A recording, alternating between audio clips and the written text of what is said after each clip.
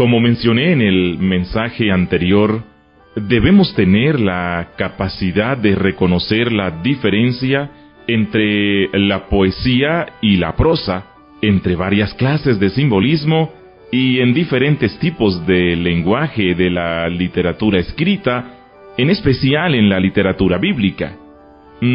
Para comenzar hoy, quiero hablar de una dimensión particular del lenguaje bíblico que provoca demasiados problemas a la gente y de hecho ha estado en el centro de la tormenta de la controversia en la historia de la Iglesia. Es cuando la Biblia relata pasajes narrativos y recuerda la historia y describe eventos, gente, lugares, y utiliza una clase de lenguaje que podemos llamar el lenguaje descriptivo, o el término más técnico es lo que denominamos lenguaje fenomenológico, que se refiere al lenguaje que describe la realidad en la forma como está visible al ojo humano. ¿Cuántas veces hemos estado involucrados en discusiones o hemos visto debates acerca del conflicto entre la ciencia y la Biblia? Sería ingenuo asumir que nunca ha habido conflictos entre la ciencia y la Biblia, porque la ciencia trabaja con suposiciones humanas e hipótesis. Ustedes deben haber escuchado decir a un científico que todo lo que existe es resultado de la casualidad o un accidente cósmico, y que como individuos no tenemos ningún significado eterno, que solo somos un error cósmico, un germen maduro o algo así. Este es un conflicto relacionado con la enseñanza bíblica de la naturaleza, la función y la dignidad del hombre. Por lo tanto, hay conflicto entre científicos en ciertas áreas con la teoría bíblica, pero a menudo las controversias y disputas que surgen entre la ciencia y la Biblia son producto de un malentendido, ya sea en lo que la ciencia dice o en lo que la Biblia dice. El caso clásico de discusión es la mancha que quedó en la historia de la Iglesia con el episodio de Galileo Galilei. Recuerdan, la Iglesia y sus obispos rehusaron mirar a través del telescopio de Galileo para ver si podían o no confirmar la teoría de que la Tierra no es el centro del sistema solar, sino que el Sol es el centro del sistema solar. Esto debido a que los teólogos de la Iglesia trajeron sus propias conclusiones sobre algunos enunciados bíblicos en cuanto a la naturaleza de la relación entre este planeta y el Sol. Concretaron sus conclusiones y las establecieron como dogmas, no sobre la base de lo extraído de la Biblia, sino basados en la influencia de las más tempranas teorías de la ciencia.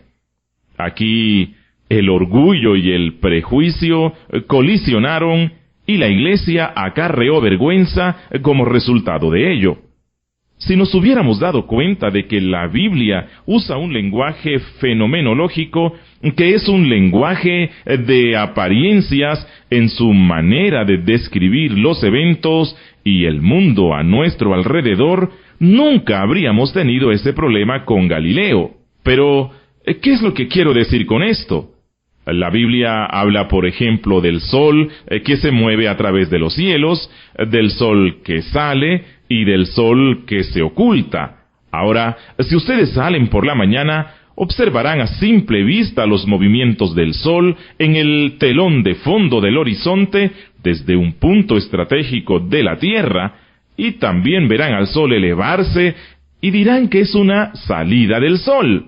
Y pueden mirar y mirar al sol moverse a través del cielo durante el día y luego ocultarse por el occidente en la noche.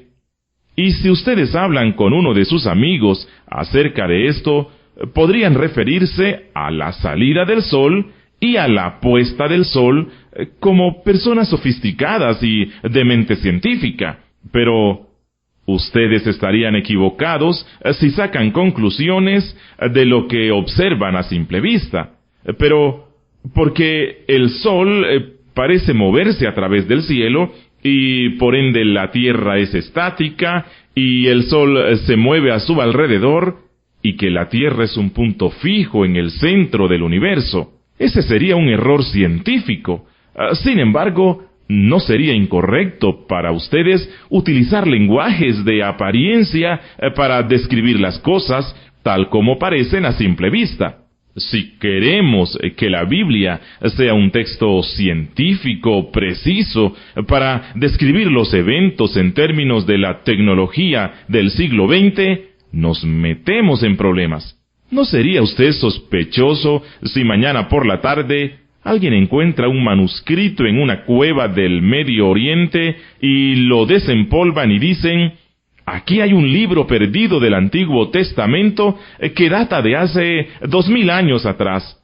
Leen y abren las páginas del pergamino, empiezan a descifrarlo y ven que Salomón habla de la presión barométrica por la mañana y por la tarde. Ustedes sabrían que este pergamino sería una falsificación, porque la gente de ese tiempo no habló así cuando la Biblia fue escrita. Ellos tuvieron un marco de referencia diferente que no puede llamarse incorrecto, sino solo una forma de describir lo que se ve a simple vista. No estamos hablando aquí en términos de eventos, estamos hablando en términos de descripción de los eventos. Entonces, no podemos esperar siempre que la Biblia tenga textos precisos, detallados y técnicos científicos.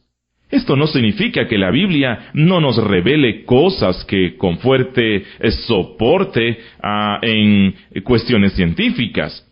La Biblia nos dice que este mundo fue creado por el Dios Todopoderoso y que este mundo no es eterno. Y si un científico se inclina hacia el argumento de que el mundo es eterno y que nunca fue creado, entonces entra en conflicto. No tratemos de forzar la Biblia a ser de una forma en la cual nunca se pretendió que sea. A ciertas personas les molesta porque la Biblia no haya sido escrita con la misma precisión técnica de las computadoras. La Biblia se expresa en números redondeados cuando describe a las multitudes. 5,000 personas estuvieron cuando Jesús alimentó a la gente con pescado y pan. ¿Significa esto que uno de los discípulos estaba con una calculadora de bolsillo y tomó la lista de cada persona que estaba presente? ¿No es maravilloso que justo haya contado 5,000 personas? Ese fue un número redondeado de la multitud que estaba presente. Ustedes dirán: ¿no puede el Espíritu Santo darnos datos más exactos que estos? El Espíritu Santo no tenía interés en las estadísticas computarizadas. Es muy apropiado reportar eventos grandes con el uso de números redondos. Lo hacemos todo el tiempo en reportajes de la prensa. Ustedes saben que leemos en los periódicos sobre multitudes reunidas para un juego de béisbol y señalan que 10,000 personas estuvieron allí.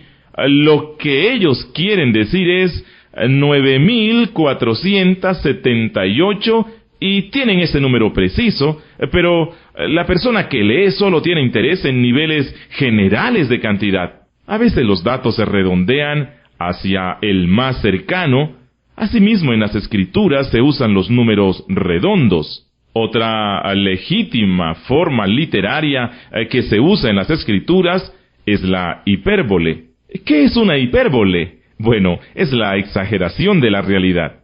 En este punto podemos decir que la hipérbole es una distorsión de la verdad. Ahora, reconocemos que las distorsiones de la verdad son falsedades, son mentiras, son errores, pero hipérbole no es más que una exageración de la verdad. La clave de un buen uso de la hipérbole es usar una exageración intencional de los hechos a fin de lograr un objetivo. Yo he dicho en mis mensajes que aquí se presenta un problema que he enfrentado millones de veces. Y ustedes toman en serio esta expresión de millones de veces. Como ustedes ven, he exagerado bastante. Aún no sé si hay tal número como 1,000,000 de veces, pero ¿qué es lo que les estoy comunicando? Les estoy tratando de decir que he tenido que lidiar con este problema tantas veces que estoy cansado por eso y se siente como 1,000,000 de veces lo que he tenido que afrontar. Algunos han culpado a los escritores bíblicos cuando dicen todo Capernaum salió para escuchar a Jesús y reaccionan y dicen eso no es verdad. No podemos confiar en la Biblia cuando nos dice que todo Capernaum salió a donde Jesús estaba. ¿Significa eso que cada hombre, cada mujer o niño en esa ciudad aparecieron, que los encerrados en prisión y todos los enfermos fueron llevados en camas para oír a Jesús, y que cada último ser humano residente en Capernaum salió para escuchar? No creo que la Biblia quiera transmitir eso. Sé de expertos que objetan sobre las enseñanzas del Nuevo Testamento, pero muy aparte de lo que crean o no crean, estas enseñanzas son creíbles porque Jesucristo hizo el enunciado para sus discípulos. Cuando Jesús estaba tratando de ilustrar que solo un poco de fe puede hacer que muchas cosas sucedan, Él dijo, si ustedes tuvieran fe como un grano de mostaza, podrían decir a esta montaña, muévete, y se moverá. Y Jesús habla después respecto a la semilla de mostaza, que es la más pequeña de las semillas. Podemos decir que algo es pequeño, podemos decir que algo es más pequeño, y podemos decir que algo es lo más pequeño. Hay el grado descriptivo, el grado comparativo, y lo que llamamos el grado superlativo. El grado superlativo es el tercer grado de comparación, y Jesús utilizó este. Él dijo que la semilla de mostaza es la más pequeña de las semillas. Quiso Jesús comunicar que de todas las semillas pequeñas en este planeta, la semilla de mostaza es la semilla más pequeña de todo el mundo. Lo dudo. Lo que Jesús quería decir era que a partir de esta pequeña semilla proviene un gran árbol. Este fue el punto que Jesús estaba enfatizando. Jesús estaba usando la hipérbole y necesitamos estar alertas sobre el legítimo uso de la hipérbole para poder reconocer cuando la detectamos. De lo contrario, podemos reducir la Biblia a narraciones sin sentido, no permitiendo que las legítimas formas literarias funcionen como deben. Además del lenguaje descriptivo o de apariencias de la hipérbole y de los números redondos, también tenemos el uso de la metáfora y otras variedades de lenguaje figurativo. Aquí a veces también podemos meternos en problemas en términos de interpretación bíblica. Les voy a contar un caso secreto. Sabemos que la Biblia usa lenguaje metafórico y a Jesús le encantaba esto. De hecho, la gente antigua del Medio Oriente tenía un estilo de expresión muy rico en el lenguaje figurativo y de metáfora. ¿Cuántas veces hace Jesús uso de metáforas sacadas de la naturaleza para comparar su papel como el Redentor? Yo soy la vid, permaneced en mí y yo en vosotros. Jesús hace esta ilustración, esa analogía entre la vid, sus frutos y sus pámpanos con Jesucristo y su gente que lleva fruto. Yo soy la vid, vosotros los pámpanos. Jesús dice, yo soy el buen pastor, yo soy la puerta a través de la cual los hombres deben entrar. Pero pongamos un gran realismo sobre el enunciado de Jesús, yo soy la puerta. Esto es grandioso. Si lo tomamos de manera literal, en el sentido peyorativo del literalismo, esto significaría que donde ustedes tienen piel, Jesús tiene algún tipo de recubrimiento de roble, o de nuez, o caoba, y donde ustedes tienen brazos, Él tiene bisagras. Eso es absurdo. Jesús no quiso sugerir eso. Él era una puerta, pero de manera figurativa. La puerta es una metáfora. Él está usando esta imagen para comunicar lo que Él es. Jesús es la persona a través de quien debemos ir al Padre. Así como un ser humano tiene que pasar a través de una puerta para ir de un cuarto a otro, así nosotros debemos pasar por medio de Él para ir desde este mundo al reino de Dios. Desafortunadamente, hay algunos casos de la Biblia en los que la estructura literaria no es muy clara y no sabemos si es una metáfora o un lenguaje figurativo. Por ejemplo, en el enunciado de Jesús en la institución de la Cena del Señor, donde en las palabras de la institución, Jesús tomó pan y cuando lo partió, miró a sus discípulos y dijo, «Este es mi cuerpo». Ahora, analicemos el enunciado. Este está refiriéndose al pan. Pan es el sujeto. Es el predicado.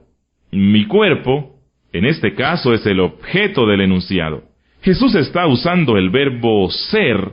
El verbo de conexión es, indica a veces una identidad entre el sujeto y el predicado. Jesús dijo, «Este es mi cuerpo». También dijo, «Yo soy la puerta». De nuevo, tenemos sujeto, predicado y objeto. El verbo ser, «Yo soy la puerta», es claramente figurativo. ¿Es figurativo o literal cuando Jesús dijo, «Este es mi cuerpo»? ¿Se dan cuenta de cuánta controversia se ha dado en la Iglesia sobre la disputa de la interpretación de este texto? Toda la reforma evangélica del siglo XVI sufrió de una carencia de unidad sobre la interpretación de este versículo. Mucha gente no se da cuenta de eso, pero en los asuntos de gran controversia como la predestinación y cosas como esa, Martín Lutero y Juan Calvino estuvieron completamente de acuerdo. En casi todo estuvieron de acuerdo en relación a las doctrinas cardinales de la teología, pero lo que separó a Lutero de Calvino y, consecuentemente, la historia de la separación de las iglesias reformadas, en un alto porcentaje, fue el concepto de la presencia de Cristo en la Cena del Señor y la relación de la presencia de Cristo en los elementos del pan y el vino. Martín Lutero, en una conferencia particular, insistió que Jesús estaba presente localmente, tocando su naturaleza humana en los elementos del vino de alguna forma misteriosa, como cuando el expresidente de la Unión Soviética, Khrushchev, en las Naciones Unidas, se sacó su zapato y golpeó en la mesa. Así el Lutero siguió diciendo, «Hoc est corpus meum», que significa, «Este es mi cuerpo». Lutero no permitiría una segunda posibilidad de que Jesús estaba usando lenguaje figurativo, mientras que Calvino insistía en que era metafórico en esa ocasión particular. Esa es una de las preguntas muy difíciles de resolver, y ustedes no pueden hacerlo solo leyendo la oración tal como está escrita, porque la forma literaria es la misma en ambos casos. De modo que yo solo quiero que ustedes estén alerta en estas cosas cuando ocurren y aparecen en las Escrituras, de modo que notemos en ocasiones las dificultades que causa el uso del lenguaje metafórico. Otra dimensión del lenguaje bíblico con la que necesitamos estar alertas es que la Biblia usa lo que llamamos lenguaje antropomórfico cuando describe a Dios. ¿Qué es el lenguaje antropomórfico? Es una combinación de la palabra griega anthropos, hombre, y la palabra griega morphos, forma. Pongámoslas juntas. ¿Y qué tenemos? Bueno, antropomórfico, que significa forma del hombre. La Biblia usa formas humanas para describir a Dios. Por ejemplo, habla de los ojos de Dios, de sus manos, de sus pies y de su trono. Incluso dice que Dios está sentado sobre su trono y que la tierra es el estrado de sus pies. La Biblia, de principio a fin, habla en formas humanas y con descripciones humanas para referirse a Dios. Sin embargo, al mismo tiempo, la Biblia nos advierte que Dios no es un hombre, que Dios es un espíritu. Pero no tenemos ningún marco de referencia para relatar algo que es un ser espiritual puro. No sabemos cómo describir la espiritualidad pura. Nunca la hemos visto. Estamos unidos por espacio y tiempo. Somos criaturas físicas y en los únicos términos en los cuales podemos comunicarnos es en términos humanos, porque somos humanos y usamos analogías para describir a Dios sacadas de la experiencia humana. A veces pensamos que somos capaces de escapar de esto al usar un lenguaje abstracto y elegante, diciendo que Dios es omnipotente, y pensamos que por eso hemos captado la esencia de lo que Dios es, pero aún las palabras abstractas como omnipotencia y todopoderoso son solo formas más sofisticadas y ligeras del lenguaje antropomórfico, porque la única forma como entendemos el poder es humanamente. Y cuando hablamos de todo el poder, ¿qué estamos diciendo? Bien, sabemos que hay poder parcial y poderes más grandes, y hemos visto diferentes niveles de poder, y así solo escogemos un proyecto abstractamente con nuestras mentes, con la idea de poder último, pero nuestro entendimiento de esto está todavía unida por nuestras formas humanas de oratoria y de expresión. ¿Significa esto que todo el lenguaje acerca de Dios no tiene significado, como algunos han sugerido en el siglo XX? Dado que Dios no es hombre, sin embargo usamos términos humanos para describirlo. No es así. Aunque Dios no es hombre y nosotros no somos Dios, la Biblia dice que estamos hechos a la imagen de Dios y que hay algún sentido por el cual somos como Dios, y este punto de parecido hace posible que digamos, en términos analógicos, que Dios es como un hombre. Dios no es exactamente un hombre.